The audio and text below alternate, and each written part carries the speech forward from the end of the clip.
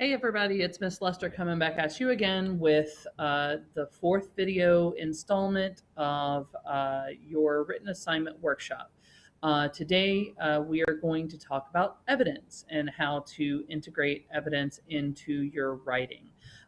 So the first thing I want to go over with you is where this is located on the rubric. Now, the first thing you'll notice is, wow, there are a lot of circles there. Yeah, the integration of your evidence and the use of your evidence really does count several times on the rubric. It shows up under your criterion C, which is the appreciation of the writer's choices, criterion D, which is your organization and development, and also criterion E, which is your language. So it does count in multiple criteria, and arguably is one of the most important things about your essay. Now, what I want you to do, you're going to go over to open up your rough draft in Google Docs. I'm going to show you mine in just a second. And you might want to put the video on pause just for a few moments while you highlight all of your sentences with quotes in them. In light purple. This is probably going to take a minute because you probably have at least 3 or 4 sentences in each paragraph that have quotes in them. So go ahead and put the video on pause, highlight all of your sentences with specific quotes in light purple. Did you pause? You should pause. Okay, now that you're back, I went ahead and did mine. And the reason why we color code, the reason why we leave all of the color coding there is because it shows us things about our writing. So just sort of scrolling through my draft here, I'm noticing some things that I might not notice without the colors there. So the things that I'm noticing is, wow, I have some really long sentences here and here. These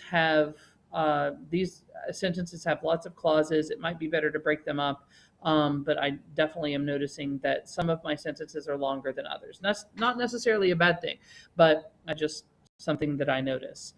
The other thing that I notice is that while some of my paragraphs, like this one, for example, has a ton of evidence in it, this one here, my third body paragraph, does not. It only has one quote. So I might want to look at adding some specific evidence, or maybe even adding some of my own writing into the ones that maybe have too many quotes in them. So when you color code, it helps you to see things that you might not normally have seen.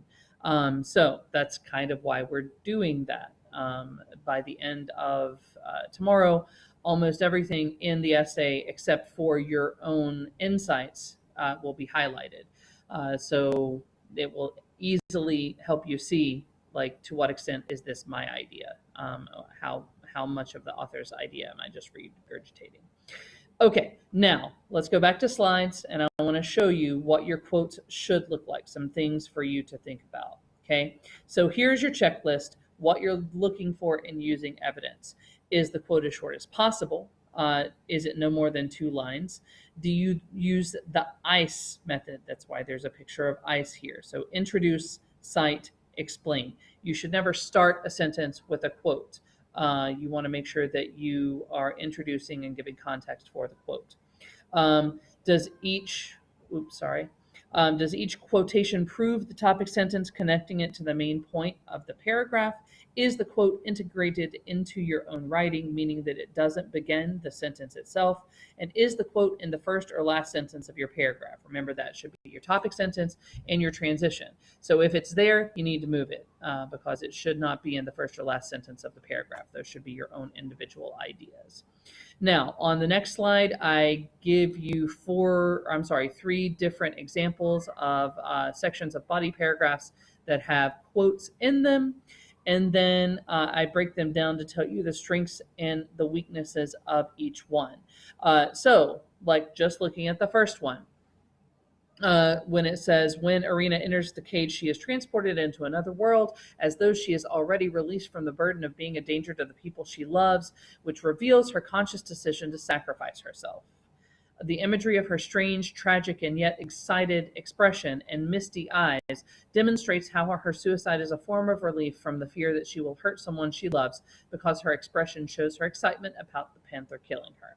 So they're just kind of stopping the quotes, the evidence. It's short phrases integrated into the writing. It's very fluent. It flows with both the author's words and the evidence from the text.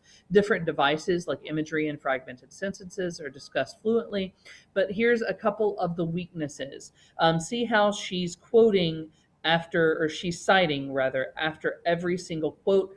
That's not necessary. What she should do is move these citations to the end of the sentence. That way there's one for the whole sentence, not necessarily one for each citation. If, let's say, excited and misty were on two different pages, like 40 and 41, for example, all she would have to do is put in the parenthetical 40, comma 41. So she doesn't need all of these sort of breaking up her prose here. So that's some of the things to think about as you're introducing and citing your evidence. There's a couple more examples that I'll let you guys look at on your own by yourself, because I want to get into what I'm going to do with my own draft. I'm going to pick out one of my citations and sort of talk through how to make it better, how to sort of strengthen those ideas. So I'm going to go up to the first paragraph because that's mainly where I've been focusing my my efforts here. Something that I noticed right away, let me zoom in some. This last quote at the end of the paragraph, it looks like it's way too long. I think I would want to break that up a little bit because you have back-to-back sentences with quotes. I need to get more of my own writing in there, just sort of like making a note to myself here. Need more of my own writing. So as you're drafting, making notes to yourself like that can sort of help you identify things that you still need to do. I'm going to unhighlight it so it stands out from these two highlighted sections. So just making notes for later. The one that I really want to focus on, the sentence, is this one here. The play opens with Nora telling the maid to, quote, hide the Christmas tree carefully. Now, the first thing that I'm going to do is note the fact that I need a parenthetical citation here because I need a page number. So the way I do that, the way quotations work and punctuation, which we'll talk about more tomorrow, you have the end quotation, then the page number, then the period. That's how that works. Okay, so for all of your quotes, again, I'll show you more about that specifically tomorrow. You want to make sure that you have page numbers. So I just put a note here for myself to look up that page number. It's got to be in the first couple of pages of Act 1, so it should be fairly easy to find. If I have time at the end of the video, I'll look that up. But a couple of good things about what's happening here. One, the quote is introduced. The play opens with Nora telling the maid to, quote, hide the Christmas tree carefully. And it's you also have the citation. Then there's some explanation here where it says the fact that the very first conversation of the play is centered around domestic and decorative issues, key in establishing Nora's character. I think there's a missing word, is key in establishing Nora's character. What I might want to add here is just like some more claim because I'm saying it's key in establishing Nora's character, but not Nora's character as what? As something. As excited, as submissive by doing something. So what I'm going to say here is key in establishing Nora's character by connecting her directly, not directly with the domestic running of the house. So it establishes her as the housewife, as the submissive partner, as the one who's in charge of the home sort of sphere. Um, and then that is sort of reinforced by the further explanation here. So that's what I'm looking for, is like introduction, citation, and then explanation for every single quote. So that's why I need more explanation down here with some sentences that don't have further evidence in them. What I'm going to say here is it looks like this paragraph is already pretty long and there's a lot of quotes. I don't know if I'm over the word count or not. There's a very good chance that I might be. So I might need to cut some of this evidence or some of this sort of like telling from the text to meet my word count. So since I have time, let me find my doll's house text, and here it is, right sort of like here where my finger is. There's the camera. On page 1, that's where this quote takes place. So I don't have to put Ibsen's name here because I know I'm quoting from A Doll's House. I've already referred to Ibsen up here, so then I can just put a number 1 there because it's implied that's the text that I'm quoting from. Okay, I hope this was helpful. This is probably going to be the bulk of your work because you have more sentences with quotes in your text than you do topic sentences, than you do transition sentences. So this is going to take a while.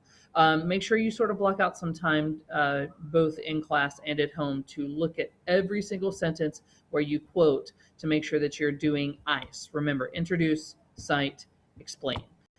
That's all for today. Get some work done. Make sure that this is nice and colorful when I come back to meet with you guys next week. Email me if you have questions. Have a great day.